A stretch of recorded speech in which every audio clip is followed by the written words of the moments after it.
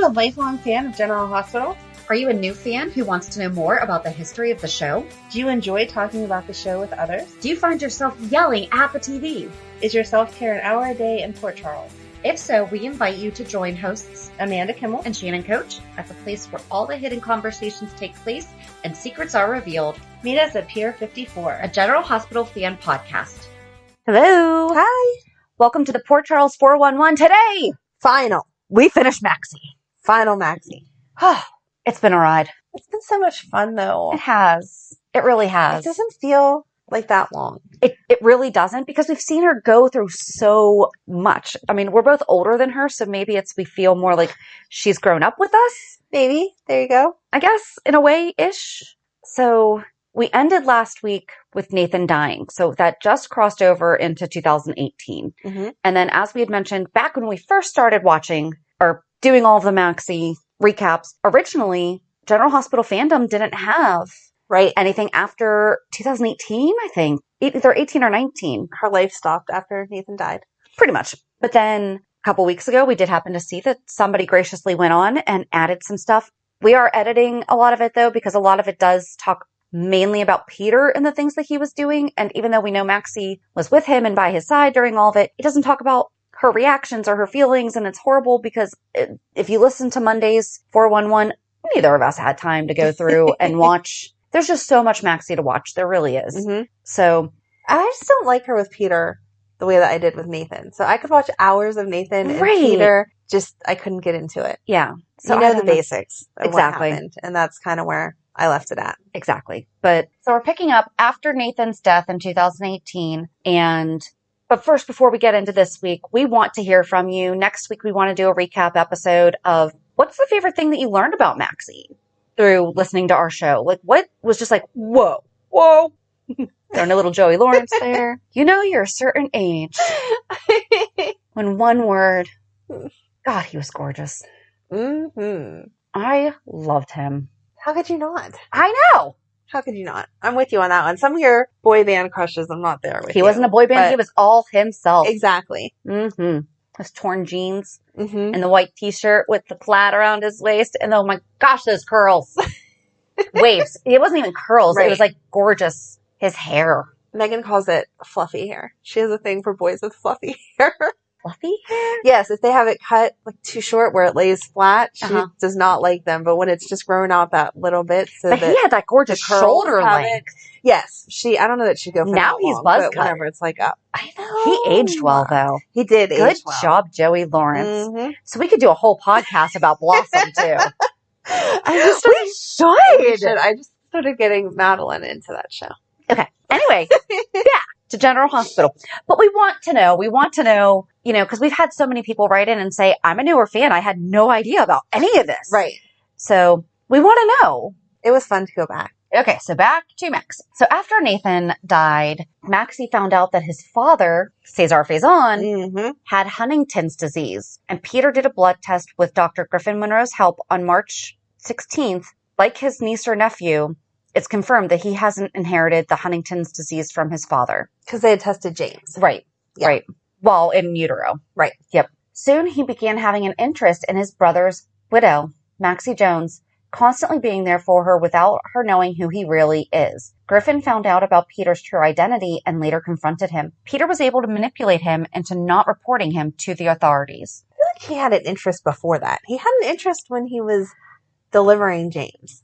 That hasn't happened yet. Oh, okay, because it was in utero. I'm sorry. Yeah, that's okay. You just said that. I'm thinking like, no, we were ahead of it. Nope, that's okay. So on May 21st, Peter escorted... Does everyone remember when my anniversary is? You're just going to start getting random cards next year. Happy anniversary, Shannon, and happy birthday, James. Peter escorted Maxie to the nurses' ball of 2018, and during the nurses' ball, he met his long-lost half-sister, Robin. Later, when leaving the nurses' ball, Maxie's water breaks in Peter's car. Peter helps Maxie deliver a healthy baby boy on the side of the road. And Maxie just referenced this when she's like, I just have unconventional births. It's just how that happens. Afterwards, he confronts Anna Devane at the pier before being held at gunpoint by Jason Morgan. On May 22nd, to save his life, Anna reveals to both Peter and Jason that he is her son. In the end, Peter was taken into custody by the PCPD and the WSB. On May 25th, despite Robert and Dante's opposition, Anna refused to testify against her son. Through Valentine's help, he was able to escape. However, he was kidnapped by Lisa Obrecht with the help of Nina. In April, Anna encouraged Peter to tell Maxie how he feels, and he did. Plus, she confessed her feelings for Peter. They shared a kiss after Peter thanked her by saying it was a very mom thing to do. They shared a kiss after Peter thanked her by saying it was a very mom thing to do. Not Anna? But Anna and him weren't sharing a kiss. All right, let's decipher this sentence. Anna encouraged Peter to tell Maxie how he feels, and he did. Plus, she, being Anna, confessed her feelings for Peter? No, Maxie. Okay. So Peter says to Maxie, I love you. And Maxie says, I love you too. And they shared a kiss. In this sentence. It sounds like he and Maxie, well, let's hope. And we know that they did. Yes. But so the they is the past two people mentioned. So Peter and Maxie kissed. Uh-huh. But after Peter thanked her by saying it was a very mom... Okay, so he thanked Anna. Yeah, because why would he be thanking Maxie for doing a with a kiss? Right. For doing, this goes back to like when we were talking about Wiley and Willow. Like the way that Willow kisses Wiley is not the same way she kisses Michael. Right. So Anna told Peter to express his feelings. He did. Maxie said, I love you too. They kiss. After that, like the next day, Peter goes to Anna and says, we're together now. Thank you for encouraging me. Thank you for playing both sides and like doing a little nudge thing to do. Okay. There we go. Okay. Because I don't remember all of that. I do remember this next line: during a trip to Canada, they become lovers. Because that was very lovers. Because it was very anticlimactic. It was like we wanted it to happen, and then because they were supposed to be going to Paris, and they wound up getting stopped in Canada and stuck in that lodge or something like that, and then they wound up doing it. So no, don't say it like that. And doing it. Oh my gosh. Hi, we're getting 90s Shannon today.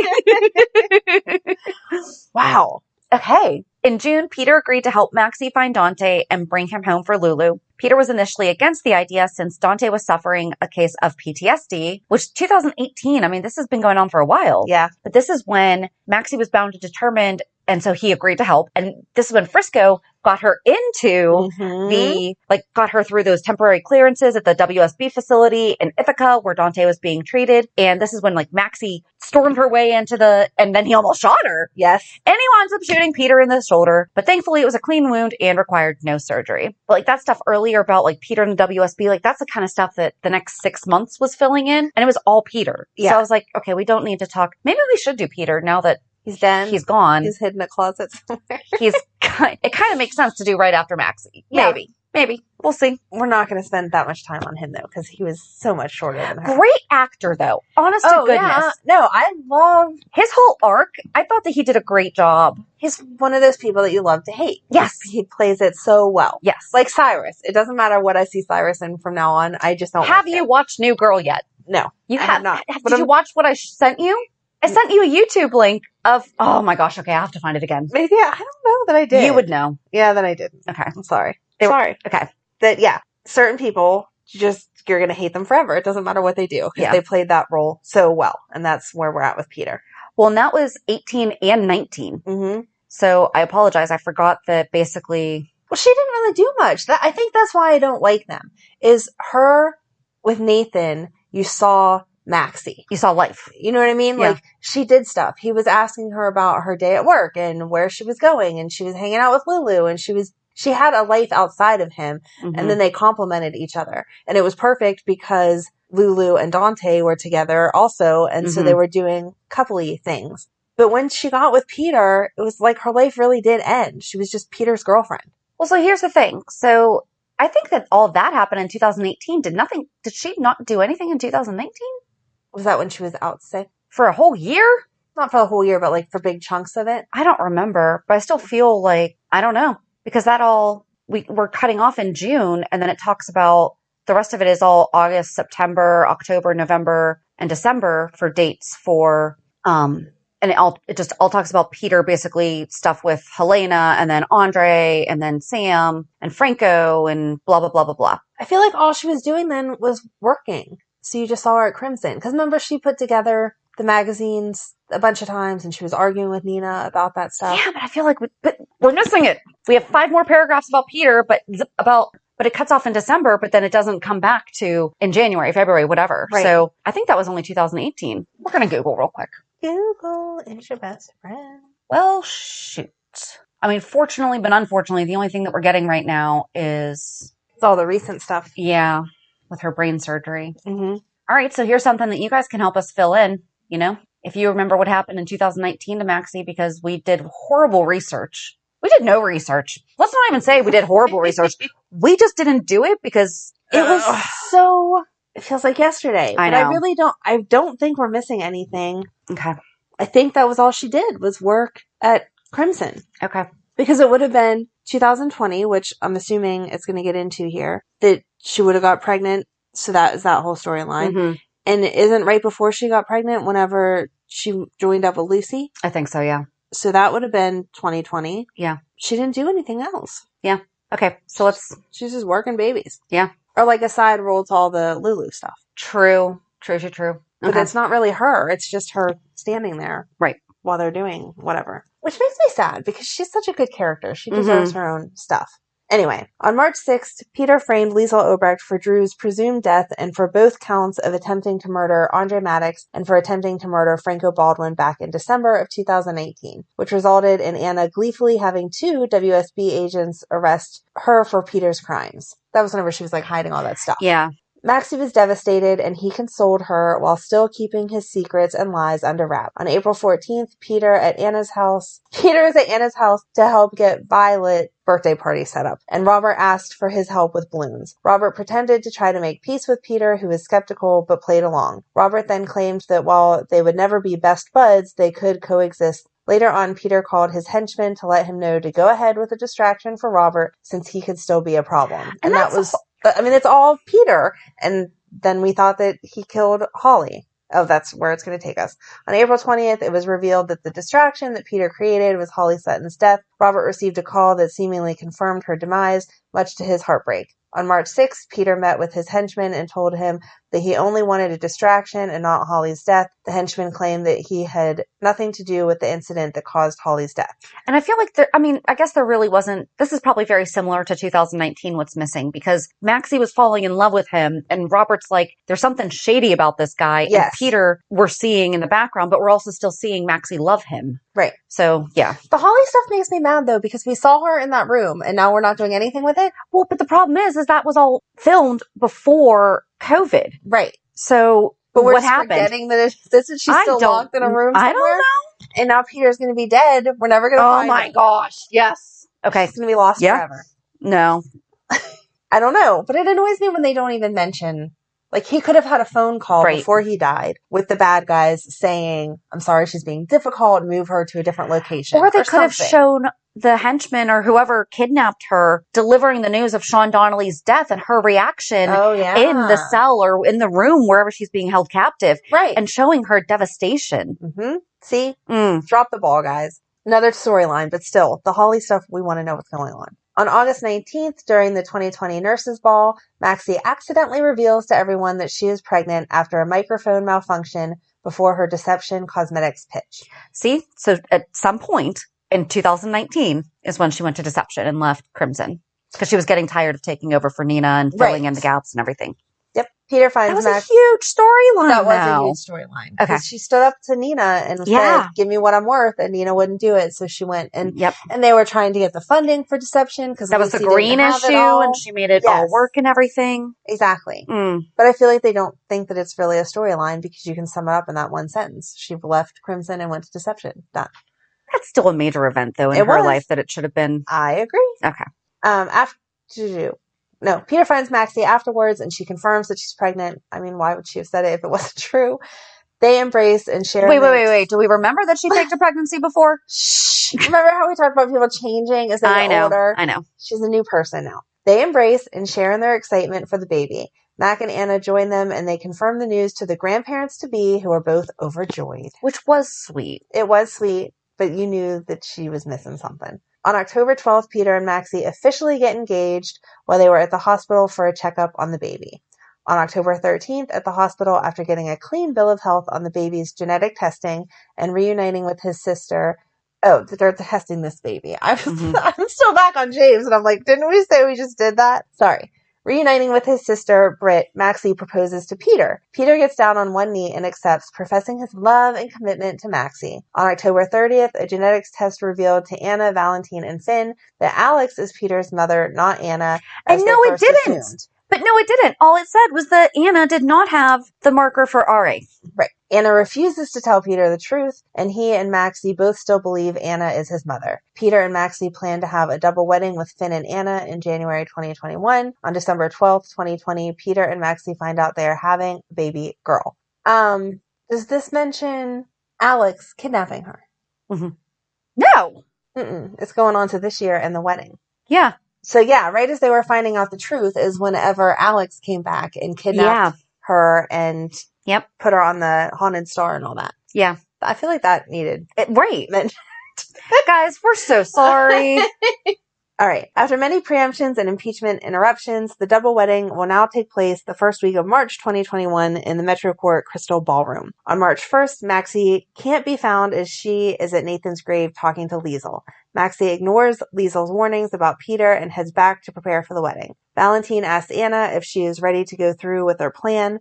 Later, Valentine calls someone who puts a bag over Peter's head and kidnaps him before the wedding, which was like the worst kidnapping plan ever because all they did was throw him downstairs. That was the wrong closet. Don't hide him in that closet. You need to be on the top of the hospital, not the Metro Court parking garage. On March 4th, the wedding is interrupted by first Liesel Obrecht, then Valentine Cassadine, both exposing Peter's many crimes, as well as the truth that he is Alex Devane's son. Maxie has Braxton Hicks contractions and is rushed to the hospital, while the guests turn on Peter, knowing the truth of who he is. Finn runs out, angry that Anna kept the truth of Peter's maternity from him, but schemed with Valentine. Peter is able to get away, vowing vengeance upon all who deceived him, especially Anna and Valentine, as well as a commitment to embracing the darkness of his parents.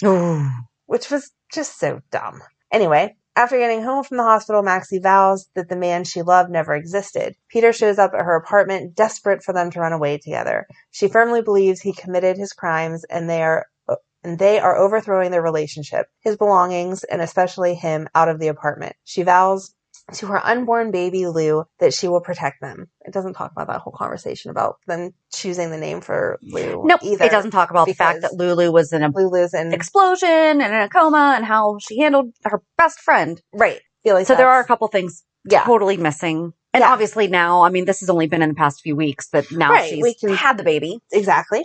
And we are where we are right now. So we're going to have to figure out a way to, obviously we can't do updates every year of each character that we do a 411 about, but like at what point do we go back? Because we want this to be a good resource for people. Mm-hmm. I really do feel that it's not, I mean, it's lacking some of the major moments, but I feel like the reason why is because they would just be summed up in a sentence. It is stuff that you have to go back and watch to get the full experience. And we just really dropped the ball on watching her. I don't even feel like that would have made a difference though, because still, then it would have been like 8 weeks of Maxie. If we would have watched 4 hours of Maxie changing from, oh my God, to deception. Crimson to deception. Thank you. I said it like 5 seconds ago. Crimson to deception. At the end of the day, we're still just going to say she changed from crimson to deception. Yes, she was asking for funding and coming up with all of the marketing and that stuff. She was covering all of it while Nina's off fleeting all over the place. She was with Jax then. Yeah. Ugh. Anyway, but it really doesn't show you what she was feeling and thinking and doing unless you watch it. True. It wasn't a major enough. Like having the baby, that was big. Right. Being kidnapped, kind of big. Yeah, that I would have mentioned. But I guess since she didn't get really hurt, it wasn't enough. Maybe. I don't know what justifies getting put in here and not put in here. Well, so the thing is, one of the reasons why we love using General Hospital fandom is at the bottom, they have like crimes committed. Okay. And then health and vitals. This was the fun homework that you were doing when I came in today. This is all her health and vitals. Oh my gosh. But wait, here's the thing. Here's what they include in here. Okay, go ahead. How many times do you think that Maxie has been collectively, because sometimes they used 2 of these phrases in the same thing. Okay. So I just put them all together. Okay. Kidnapped, held at gunpoint, held hostage, or held captive. How many times do you think? Okay, well, we just talked about kidnapped by Alec. She was held in Clayton Clark. Creighton Clark. There was that other time that they were held together. So that's 3. And I'm sure I'm missing a couple. So I'll say 5. How many am I wrong by? 26. What? Oh, okay. Now How do you think I came up with that number? I counted them. I thought I told you. Like, I thought that was the summary. Okay, Nope. so go ahead. It started with, hold on, let me find the beginning.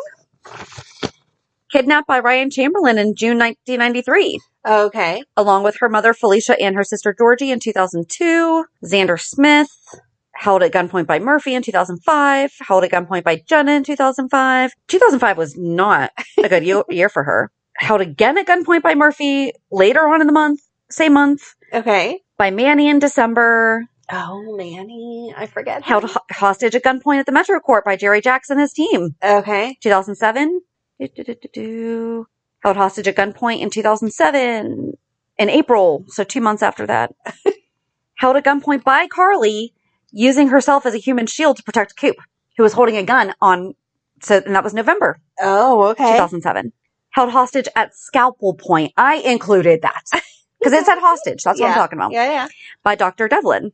And she cut her neck her neck was cut as a result. Oh, okay. Kidnapped by Anthony Zakara. Held hostage by Dr. Lisa Niles. Oh. Kidnapped and held hostage along with Elizabeth by Anthony Zakara. Okay. Held hostage at gunpoint by Levi. That was the crate. I can't say it even though I can. But then again. Okay. And then kidnapped and held hostage along with Nathan by Victor and his henchmen. Okay. And then again by Drew Kane. And then held at gunpoint in a trap full of people by Landon Dixon. Held hostage at gunpoint and duct taped to a chair by one of Valentine's men. Held hostage at gunpoint with Cesar. Kidnapped at gunpoint by Alex Devane. Okay. And then held captive in a cabin by Chloe. Okay. Wow. Okay. Why don't we get Maxie a therapist? I feel like she needs some help here. Well, Kevin offered when she was born. Very true. Okay, so the next one is how many times do you think she was... All right, this one's going to be a because guesstimate? Okay. It's going to be a guesstimate, but how many times do you think that she's been hospitalized? Let's see.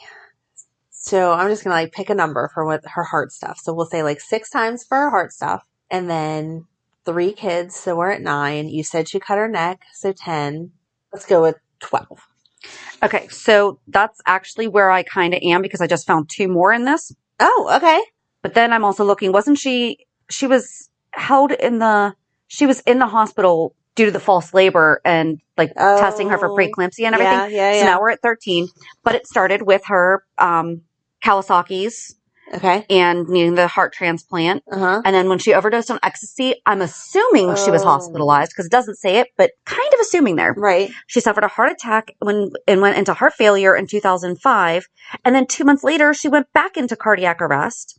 Cardiac arrest in 2006. Oh my God. I know. Developed a staph infection that turned septic, and she went into cardiac arrest, but was saved in August 2007. Okay. But again, it doesn't say she was hospitalized, but I'm pretty sure. You're not doing those meds at home. Hospitalized for shock after finding about Georgie dying. Aw. I know. Involved in a car accident, so I'm not sure there. Hospitalized for pneumonia after being trapped in the storm drain. Experienced a fever after ingesting the toxin Jerry Jacks had placed in the Port Charles water supply. And in my opinion, based on the fact of her heart condition, I feel like she would have been hospitalized. Oh, definitely. Allergic to blackberries, same thing. Which, fun fact, Maxie's allergic to blackberries. I didn't know that. So for that, again, because of the heart condition, I feel like she would have been hospitalized. And then she was in a couple car accidents. Then also, I actually didn't include the kids. So I guess we're closer to 15, 16. Okay. And I mean, again, there's still a few here that are questionable. Oh, and I didn't even include, apparently she was threatened with a knife by Joey. I don't remember what that was, but okay. So we're at a good... She's had a traumatic life. Oh, wait. How many times has she been rendered unconscious? Oh my gosh. I know this number is going to be crazy high. I'm going to pick just a nice normal number. I'm going to go with 7. 9 from what I've counted. Okay. Rendered unconscious in an explosion and suffered cuts to her forehead as a result in 2005. Oh my gosh, hold it. I forgot to probably include she was probably hospitalized because of these. Oh, yeah. Rendered unconscious during the Metro Court explosion. Rendered unconscious by Russian mobster Andrei Karpov's associates. Rendered unconscious in a car accident. Rendered unconscious while trapped in a fire. Rendered unconscious and suffered minor injuries in a bus crash. Rendered unconscious after breathing gaseous fumes. Rendered unconscious after breathing carbon monoxide and also fell down a couple stairs. Was she unconscious with the bus crash? Wasn't that whenever she was with Matt? I don't... They were in the snow. We watched that. They were in the snow. Yeah. She wasn't, I mean, maybe she was unconscious for a minute, like to be at the force of the accident, but she wasn't really hurt in that because she was helping everyone else. I forgot to count how many of her ex-lovers died. Oh, geez. Okay, and now the fun one. How many times has she been slapped by Lulu? Oh, my gosh. Oh, the whole baby storyline alone, I feel like would be a lot. I'm going to be off, but I'll say 5. Slapped by Lulu Spencer, March 22nd, 2007. Assaulted by Lulu after she provoked her, March 27th, 2007. Slapped by Lulu, April 12th, 2007. Slapped by Lulu Spencer, October 1st, 2013. Is that it? Really? Only 4 times? I feel like that's off. Yeah. Huh. Well, good restraint for you, Lulu, because I feel like I would have wanted to smack her a few more times. Yep. Not the violence But I is ever the answer. But I just love, like, I'm like, wait a second. Slapped by Lulu. Slapped by Lulu. Assaulted by Lulu. I'm like, okay. So I would probably go with more of the 5. But, Okay. I thought that one was fun. And then, I mean, they have it listed out, all the different manhandled. She's also been manhandled quite a few times, but it doesn't really go into any more details. But that's our Maxie. She's had quite the life. She needs a bit. Oh, and I didn't even go over her crimes committed. That's a whole other, we've kind of discussed that. Yes. Ish. We don't need to go into further detail. Well, because some of it also was that a crime? Like she ran away in 2000. Is that a crime? Right. No. Okay. I mean, that first sentence is basic teenage stuff. Like, that's not crimes. That's just... Well, the underage drinking was. Well, yeah, but... And the stealing drugs from the hospital is. Yeah, see, but that's the thing. They should not be saying typical teenage stuff. I did not do that as a teenager. No? Did you? No, okay. I did not. So that's it. That is Maxie as best as we could do at this point. If there is anything missing. Right. Let us know anything major. I feel like we really did get it all. Yeah. But we also want to know your feedback. What did you think about all of this? What was your favorite Maxie time? Like if you had to pick a time period. Other than Nathan. Nathan is the given, right? You can pick whatever you want. No, I feel like Nathan's the given, so we both have to go on from there. Okay. So, like, what's the other favorite Maxie? It's a really good question.